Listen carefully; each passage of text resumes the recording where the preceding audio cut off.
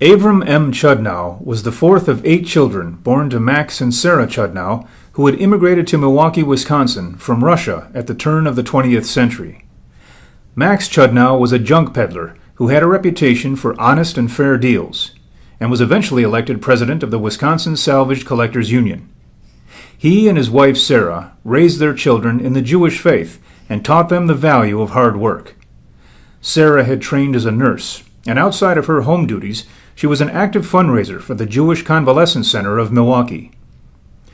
The family lived just north of downtown and sent their children to North Division High School, where son Avrum, or Abe, as he was also known, was active in the debate club, played in the marching band, and ran track.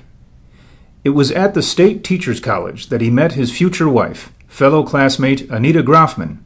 The two were eventually married in 1940 and raised a family of 1 girl and 3 boys over the course of their 65-year marriage. In 1936 and 1937, Abe put himself through Marquette University's law school while selling newspaper subscriptions for the Milwaukee Sentinel door-to-door and selling shoes on the weekend. Abe would later fondly recall his time at Marquette, especially his fellow classmates, Dean Sweetlick and Thomas Whalen, who remained lifelong friends. After practicing law for a short time in Milwaukee, and the birth of his daughter Lois in 1942, Abe and his brothers Sam, Ben, Joe, and Irvin joined the military to contribute to the war effort. The 30-year-old private, Abe Chudnow, was among the oldest men at basic training in Pennsylvania. During this time, he took it upon himself to organize a company band. The 519th Port Battalion that Chudnow served was part of the Normandy invasion that landed on Utah Beach in the afternoon of D-Day to unload ships supplying the Allied effort to free Europe.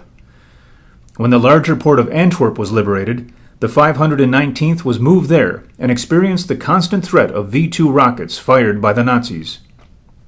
During his war service, Sergeant Chudnow used his stateside experience in soldier stage productions to produce a variety show titled Down the Hatch. Using the talents and skills of men throughout the Port Battalion, the popular show was shown to many men, eliciting compliments and endorsements from the officers and enlisted men alike. After World War II, Abe resumed his law practice at 845 North 11th Street in Milwaukee, across from the county courthouse. He also entered into the real estate business with the family-owned Chudnow Construction Corporation and Suburban Homes Incorporated, which constructed and sold houses and apartments primarily in Milwaukee, but also throughout Wisconsin. Sons Robert, David, and Daniel were born into the growing Chudnow family during this time. During the 1980s, while visiting the southern desert of Israel, Abe saw plans to develop a natural and historic landmark at Timnah. He joined with other philanthropists to raise the initial startup money to build a lake and visitor center. The park is now a growing, permanent tourist attraction for Israel, and the landscape has been likened to Yellowstone Park in the United States. The Chudnow family has donated to the park over the years. Abe Chudnow was always interested in historic preservation. He especially enjoyed collecting objects related to the businesses in which he and his wife's family were involved as grocers, tailors, peddlers, physicians, shoe store owners, and barbers. He would often visit markets and sales in Milwaukee, or while traveling to his various real estate developments in Wisconsin and Florida. During one such visit, he bought out an entire general store, displays and all, when they were selling the goods at the original historic prices. While in Florida, he purchased a 2/3 scale train and town buildings promoting the East Coast Florida Railway with the hope of opening a tourist destination.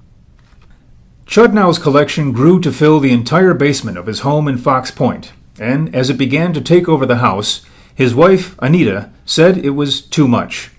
In the 1980s, the transfer of much of the collection to his 839 North 11th Street office building began.